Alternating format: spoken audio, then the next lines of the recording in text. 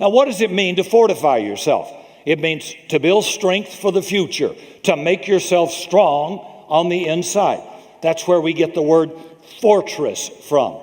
You don't fortify yourself for what's happening right now. You fortify yourself in preparation for future attack. When you fast, when you pray, when you study God's word, when you tithe, it's not for immediate results you're going to get today. It's for the future. And the enemy hates it when you rebuild the broken down breaches of your life, when you mend relationships, when you settle issues with God, when you pick up your prayer life. He hates it. When you pay your bills, settle your quarrels, pay your taxes, answer your mail. The enemy hates it because it's a sign you are getting your life back together. You're fortifying yourself. You know, every day I go to the gym, and some of you as well. Every day we choose a good choice for a meal and do our exercises, do something. Every day I'm fortifying myself for old age. I'm serious. Now, some of you, there's no condemnation, but some of you did not fortify yourself.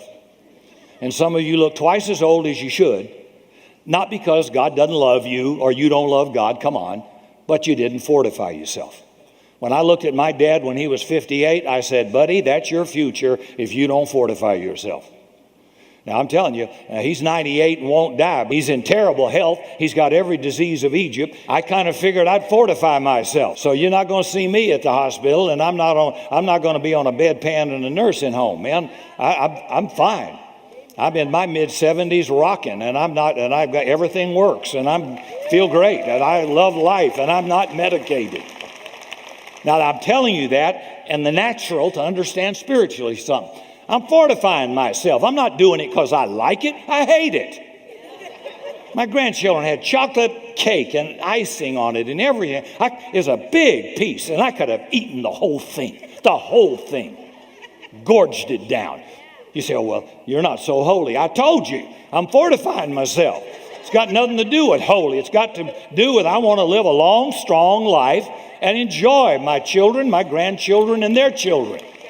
And I can't do it if I'm waddling all over the place with high blood pressure, hypoglycemia, diabetes, and every plague in Egypt. Fortify yourself. Some of you right now, you're not, but you're going to pay the price when you get midlife. Big time. And spiritually fortify yourself. So I'm ready financially. I'm ready. The enemy is going to attack. It's not if, it's just when. But by being in church, getting God's word in you, by prayer, by learning to give, you're fortifying yourself. So you're going to be strong and resilient against his attack. Fortify yourself. Third, the devil hates it when you sacrifice. The next question asked is, will they offer sacrifices? The enemy hates it when you're determined to do whatever it takes to succeed in life. When you're determined to pay the price necessary to go where you want to go.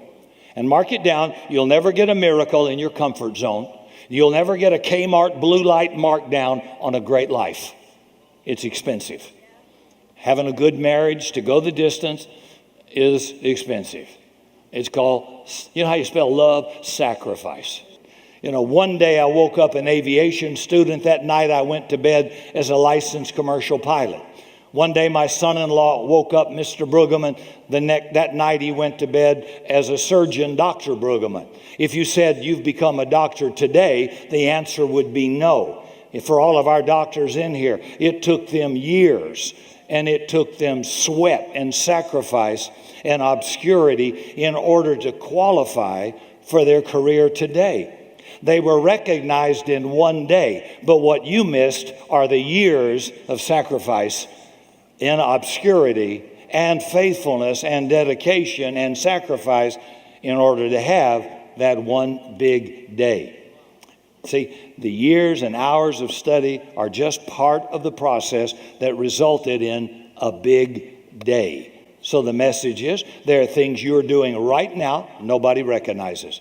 Nobody's paying any attention. But those are prices you're paying, efforts you're putting into what you're doing that will one day bring you recognition. If you're faithful in a little, Jesus said, you'll be faithful in much. If you're unfaithful in a little, and you win the 700 million Powerball lotto, you'll just be a disaster. Because you couldn't handle a little, you'll be worse when you get a lot. I think God may save some believers from having a lot because they're a disaster now. They'd be terrible if he gave them more. So are you trustworthy? See, not if you can't be faithful in a little assignment. One day, if you'll stay faithful, the prices you're paying will give you a big day, and you'll be called up to take your place front and center. One day the spotlight will shine on you. So you stay faithful where God has put you, and your day will come. That's a fact. Don't quit. Stay with it and be a finisher.